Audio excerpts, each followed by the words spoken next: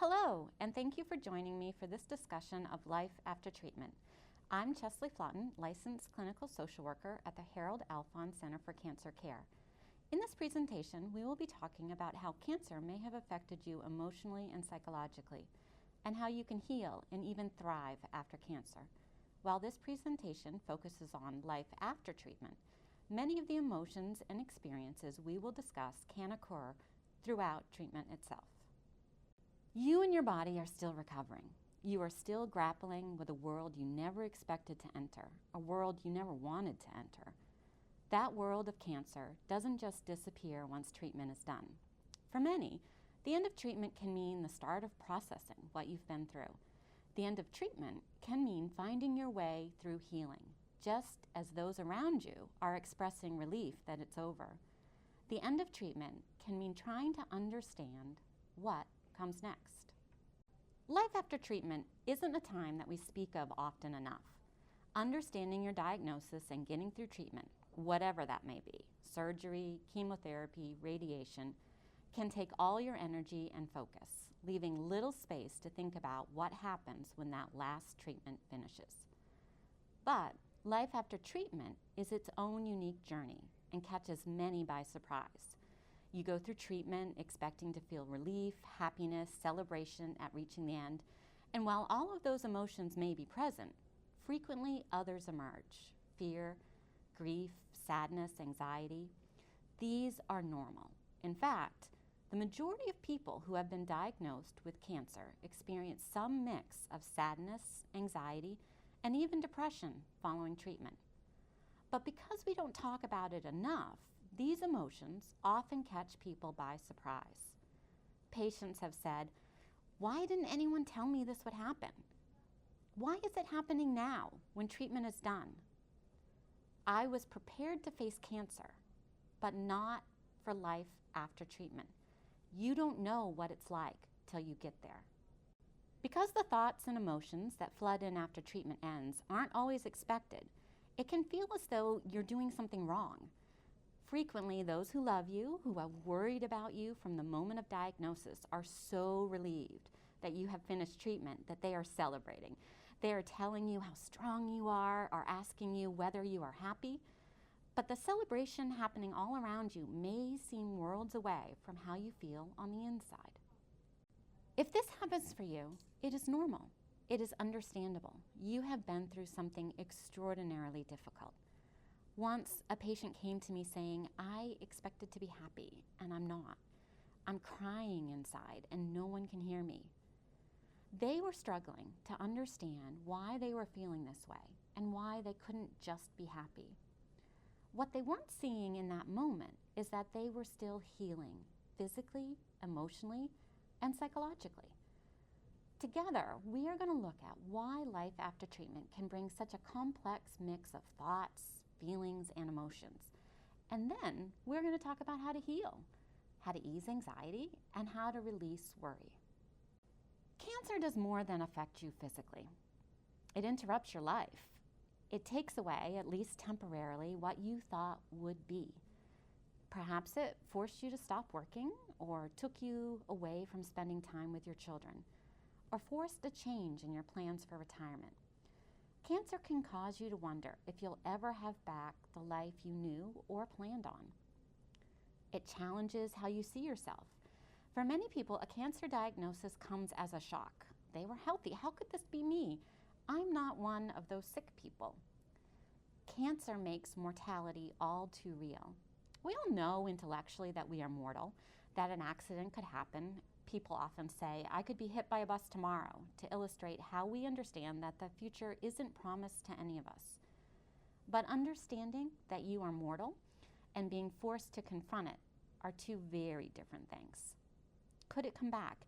Fear of recurrence, of not being there for your family and loved ones, are very common after hearing you have or had cancer.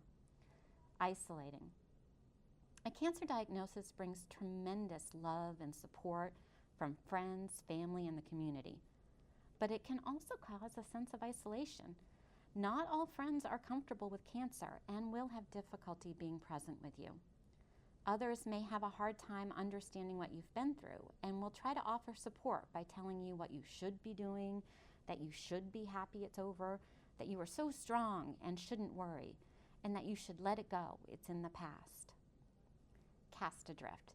Many of the extra supports that you had throughout treatment, the medical team that was by your side, are no longer a constant presence. It can feel as though you have been cast adrift with no map to follow. All of this can lead to grief, anxiety, and even depression. Grief. Cancer brings losses. There are the ones that others can see. Perhaps you have lost your hair. Perhaps surgery has caused dramatic changes to your body. But then there are those that can't be seen. Perhaps cancer affected your job, your friendships, or your sense of self. Anxiety. The body's natural emergency response system that kicks in when our survival is threatened.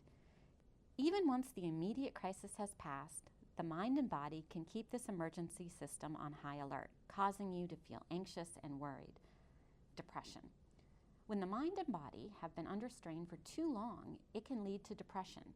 Depression frequently can feel like you don't have motivation to do things that you used to love. Perhaps you have difficulty sleeping. Perhaps you are sad more often than not. Healing and moving forward. How do you move forward and feel more like yourself again?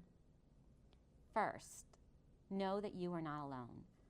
Grief, sadness, anxiety, and depression are very common among people who have had a cancer diagnosis.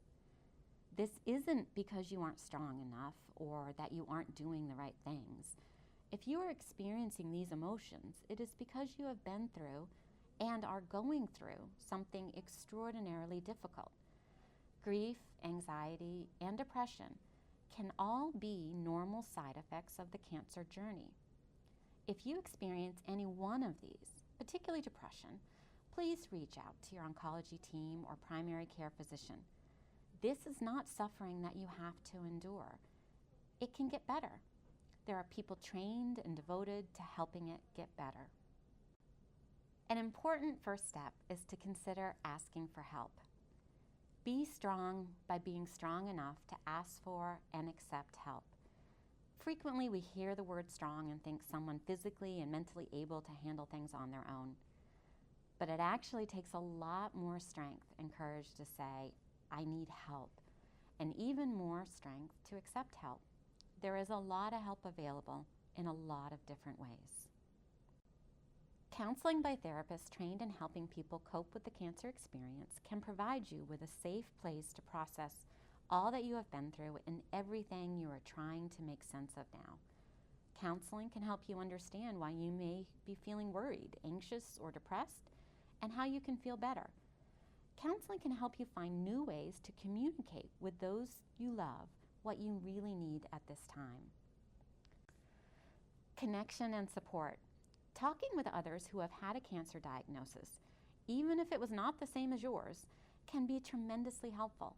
Talking with someone who has been there means there is so much that you don't have to explain. Other cancer patients can help you see that you are not alone, that what you are experiencing is normal. It is very hard, but it is normal, and it can get better. Another way that you can help your mind and body heal is by telling your story. By telling your story, you help your mind and body make sense of what they have experienced.